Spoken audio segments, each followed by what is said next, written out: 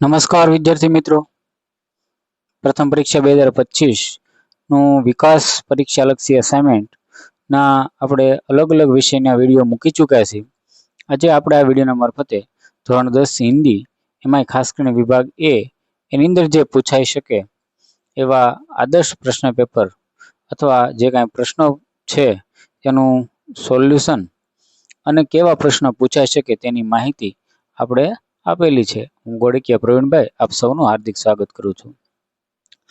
વિદ્યાર્થી મિત્રો, આપણે વધારે સમયની લેતા જોઈએ આ આખું જે અસાઇનમેન્ટ છે કેવા કેવા પ્રશ્નો આવશે તેની આખી માહિતી. મિત્રો, સૌથી પહેલા જોઈશું આપણે આખું પ્રશ્ન પેપરનું પરિરૂપ. એટલે કે હિન્દીની અંદર જે પાઠ્યક્રમ છે ગદ્ય અને પદ્ય, તો તમારે પરીક્ષા માટે 1 થી 11 સુધીના છે ગદ્ય પદ્ય છે એ આવવાના છે. એમાં ચર્ચા કરીએ તો વિભાગ એની અંદર એટલે કે ગદ્ય વિભાગની અંદર જે પૂછાવાનું છે એની અંદર તમારે હેતુલક્ષી પ્રશ્નો 1 વાક્યના, 2-3 વાક્યના, 4-5 અને આશય સ્પષ્ટ કીજીએ આવા 1 થી 14 પ્રશ્ન ક્રમાંક સુધી છે એ પૂછાવાના છે. 18 માર્કનું છે એ વિભાગ છે. એ જ રીતનો બી વિભાગ છે એ પણ વિદ્યાર્થી મિત્રો આપણે 18 વિભાગનો છે. એમાં પણ પદ્ય વિભાગ એટલે એ વિભાગમાં છે એ જ બી વિભાગની અંદર છે. ત્યારબાદ છે વ્યાકરણ વિભાગની વાત કરીએ તો એની અંદર પણ તમારે છે અલગ અલગ મુદ્દા છે. કહેવત છે, શબ્દ સમૂહ છે, સંધિ છોડો, સંધિ જોડો, મુહાવરા, વિરોધી શબ્દ, પર્યાયવાચી, ભાવવાચક, વિશેષણ, કર્તૃવાચક અને સમાસ. આ રીતે પ્રશ્ન ક્રમાંક 29 થી લઈને 45 સુધી તમારું વ્યાકરણ છે પૂછાવાનું છે. એ પણ 18 માર્કનું છે. અને લેખન વિભાગ છે એ પણ તમારો ડી વિભાગની અંદર આવે છે, જે પ્રશ્ન ક્રમાંક 46 થી 55. એની અંદર કોઈક વિષય પર ટિપ્પણી આવશે જે આપણે પ્રયોજનક મૂલક હિન્દીમાંથી. ત્યારબાદ પેરેગ્રાફના આધારે પ્રશ્ન, પત્ર લેખન, કહાની લેખન અને નિબંધ, જે તમારે 26 માર્કનું પૂછાશે. એટલે કે 3 માર્કની ટિપ્પણી, 6 માર્કનું પેરેગ્રાફ, 5 માર્કનું છે પત્ર, 5 માર્કની છે કહાની અને 7 માર્કનો નિબંધ. તો આ રીતે 25 માર્કનું છે પૂછાશે. તો કુલ 80 માર્કનું તમારું પેપર છે. હવે આપણે જોઈએ વિભાગ એની ચર્ચા. ગદ્ય વિભાગની અંદર છે તો એમાં સૌથી પહેલા એવી સૂચના છે કે નિમ્નલિખિત પ્રશ્નો के नीचे दिए गए विकल्पों में से सही विकल्प चुनकर लिखिए. એટલે કે તમને A, B, C, D એવા વિકલ્પ આપેલા હશે. તો આપણો ગદ્ય વિભાગ છે એટલે પાઠ વિભાગમાંથી જે કાંઈ બીજો પાઠ છે, છઠ્ઠો પાઠ છે, ચોથો, એમાંથી જે પૂછાઈ શકે તેની માહિતી આપેલી છે. ઉદાહરણ તરીકે જોઈએ કે બूढ़ी काकी की कल्पना में लाल लाल पुड़िया क्या कर रही थी? તો એનો જવાબ છે ABCD માંથી A એટલે કે નાચ રહી હતી. આ રીતે જેની નીચે ગોળ એટલે કે ચોરસ કરેલું છે એનો જવાબ છે. આપણે ક્રમ પ્રમાણે જોઈશું જવાબ, જેથી કરીને આપણે વધારે સમય ન બગડે. બીજાની અંદર છે મિત્રો એમાં ડી આવશે એટલે કે અંધેરી કોઠરીમાં. ત્રીજાની અંદર પણ ડી, ચોથાની અંદર સી આવશે અને પાંચમાની અંદર આવશે ડી એટલે કે પંડિત બુદ્ધિરામ. એ જ રીતે ચોથા પાઠમાંથી પૂછાય છે કે એમાં 1ની સામે ડી, 2ની સામે એ, 3ની સામે સી અને 4ની સામે એ, 5ની સામે બી. તો આ રીતે ચોથા પ્રશ્નમાંથી છે.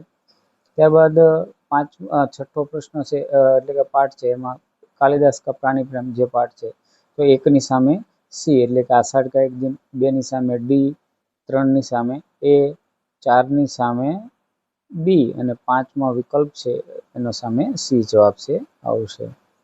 ત્યારબાદ પાઠ 8ની અંદરથી 1ની સામે ડી, 2ની સામે બી, 3નો સી જવાબ છે, 4નો બી અને 5નો એ જવાબ રહેશે. ત્યારબાદ ગદ્ય 10ની અંદરથી 1ની સામે એ, 2ની સામે બી જવાબ છે, 3નો બી જવાબ છે, 4નો બી. આજે અલગથી ચોરસ ચોકઠું જે દર્શાવેલું છે મિત્રો એનો જવાબ છે. 5ની સામે એ જવાબ રહેશે. ત્યારબાદ સૂચના એવી છે કે સહી વિકલ્પ ચુનકર રિક્ત સ્થાનો की पूर्ति कीजिए. એટલે કે ખાલી જગ્યા આપેલી છે એની સામે 2 જવાબો છે, એમાંથી સાચો જવાબ છે તમારે લખવાનો હોય છે. તો મિત્રો અહીં જેની નીચે લીટી દોરેલી છે રેખાંકિત કરેલું છે એનો જવાબ છે બુઢાપા બહુધા બચપન કા પુનરાગમન है, તો એનો બચપન જવાબ છે। બીજાનો જવાબ તૃષ્ણા, ત્રીજો જે છે એનો જવાબ છે ભૂખ જવાબ છે। ત્યારબાદ ચોથો છે એનો જવાબ ભતીજા અને પાંચમો છે એનો જવાબ સ્વાદ છે। ગદ્ય 4 ની અંદરથી પહેલામાં છે ગર્વ આવશે, બીજાની અંદર વૃદ્ધ સરકારી કર્મચારી, પહેલે મિત્ર એ જો ત્રીજો છે એમાં વૃદ્ધ ઈસાઈ પાદરી, ચોથો જે ખાલી જગ્યા છે એની અંદર આવશે કર્તવ્ય પાલન અને પાંચમી ખાલી જગ્યાની અંદર છે શ્રી પ્રકાશ।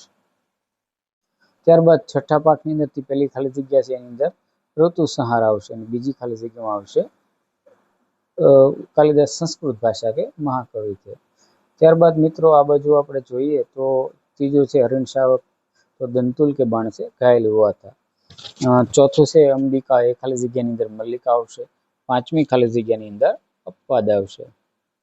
पाठ 8 ની અંદરથી પેલી જે સુધા મૂર્તિ पाठ में तो એમાં સ્ત્રી પુરુષ भेदभाव की बात की गई थी। બીજો છે ખાલી જગ્યામાં નારાયણ મૂર્તિ, ત્રીજી ખાલી જગ્યામાં આવશે સુધા મૂર્તિ, ચોથી ખાલી જગ્યાની અંદર આવશે એલ્કો અને પાંચની અંદર આવશે સમાજ સુધાર। 10મો પાઠ છે એમાં પેલો જે પ્રશ્ન છે એટલે કે ખાલી જગ્યા છે મિત્રો એનો જવાબ આવશે ઉત્તરદાયિત્વ, બીજી ખાલી જગ્યામાં ફ્રાન્સીસી, ત્રીજીની અંદર આવશે ચીનીઓ, ચોથી ખાલી જગ્યાની આવશે છોટા અને પાંચની અંદર આવશે બડા। તો આ રીતે હતું। ત્યારબાદ છે નિમ્નલિખિત વાક્યોं में से सही वाक्यांश चुनकर पूरा वाक्य फिर से लिखिए, એટલે કે એ બી અ બ ક એવો આવશે, એક વાક્ય છે એ અધૂરું છે અને અ બ ક માંથીનો જવાબ છે આપણે દર્શાવવાનો છે। આપણે જવાબ જોઈએ તો રૂપા ક્રોધિત હો ગઈ, તો એનો જવાબ આવશે કોંકી બુઢી કાકી કો કડાહ કે પાસ દેખ કર, એટલે કે ક જવાબ છે આવશે। બીજું છે घी और मसालों की सुगंध ने बूढ़ी काकी को बेचैन कर दिया था, જે બ આવશે। બીજું છે બુઢાપા તૃષ્ણા रोग का अंतिम समय है जब संपूर्ण इच्छा एक ही केंद्र पर आ लगती है, એનો જવાબ છે આપેલો છે। આ ચોથો જે છે बुद्धिराम के घर पुड़िया बन रही थी, એનો જવાબ મિત્રો અહીં ઉત્તર એવું કરીને છે આપેલો છે क्योंकि लड़के मुखराम के तिलक का उत्सव था। પાંચમો છે काके के लिए बात प्रसिद्ध थी कि वह खाने के लिए रोती, ये तो उनके संताप और अंतर्नाद पर कोई ध्यान नहीं देता। ये जितने पार्ट 4 ની અંદર से एक तो भगवान की मूर्ति की स्थापना करने के बाद उनके कहे अनुसार चलना चाहिए, एवो जवाब से रहશે। બીજાની અંદર પણ વૃદ્ધ સ્ત્રી के अनुसार भारत में लोग दूसरों को आगे नहीं बढ़ते। 3 ની અંદર છે વૃદ્ધ સરકારી કર્મચારી के अनुसार, તો મિત્રો એનો જવાબ અહીં રહેલો છે हम लोग अपनी जिम्मेदार नहीं समझते, અને ચોથો છે ईसाई पादरी के अनुसार हम लोग अपने काम में गर्व नहीं लेते। छठो पाठ છે એમાં तुम्हारे लिए प्रश्न अधिकार का है उनके लिए संवेदना का, એવો જવાબ છે। બીજું છે दंतुल को खेद था कि उनके कालिदास के साथ हिंसा का व्यवहार किया, એટલે કે ક આવશે।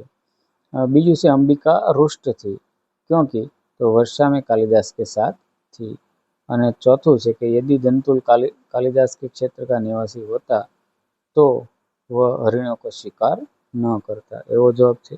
પાંચમો જે છે એનો જવાબ પણ મિત્રો અહીં છે કે વહ સંવેદના કા પ્રશ્ન था। ત્યારબાદ જે છે એની વાત કરીએ આપણે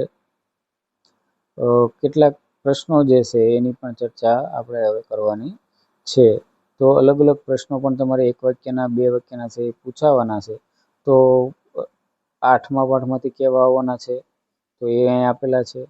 10મો પાઠ જે છે એના પ્રશ્નો કેવા છે મિત્રો એનો જવાબ અહીં છે।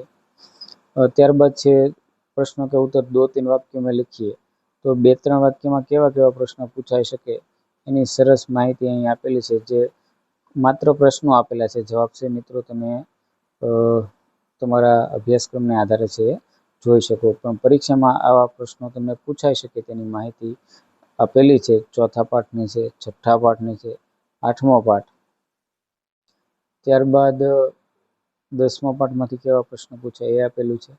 પછી સૂચના એવી છે કે નિમ્નલિખિત પ્રશ્નો કે उत्तर 4-5 वाक्यों में लिखिए, એમાં મુદ્દાસર લખવાના છે। એમાં બીજા પાઠમાંથી કેવા પૂછાઈ શકે, ચોથા પાઠમાંથી કેવા પૂછાઈ શકે, છઠ્ઠા પાઠમાંથી પ્રશ્નો, ત્યારબાદ મિત્રો 8મા પાઠમાંથી પણ આવા 4-5 વાક્યમાં પૂછાવાની પૂરી સંભાવના રહેલી છે અને 10મા પાઠમાંથી પણ આ 2 પ્રશ્નો આપેલા છે જે ખરેખર તમારી પરીક્ષાની દ્રષ્ટિએ ખૂબ મહત્વના છે।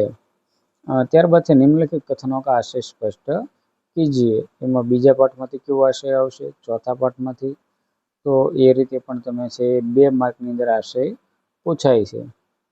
તો આ રીતે છઠ્ઠા પાઠ, 8મો અને 10મો આ રીતે અલગ અલગ પાઠમાંથી કેવા કેવા પ્રશ્ન પૂછાય એની એક માહિતી મિત્રો તમારી સમક્ષ મૂકેલી છે।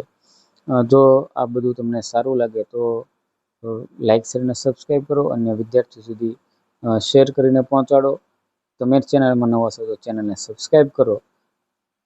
હવે મળીએ આપણે વિભાગ બી સાથે અને ત્યારબાદ અન્ય જે વિભાગો છે એની સંપૂર્ણ માહિતી સાથે આપણે મળશું, જે તમારી પરીક્ષામાં તમને સારા માર્ક્સ લાવવામાં ખૂબ ઉપયોગી થશે। તો હવે મળીએ એક નવા જ વિડીયોમાં, ત્યાં સુધી આનંદમાં રહો અને ખૂબ સારી રીતે પરીક્ષાની તૈયારી કરજો।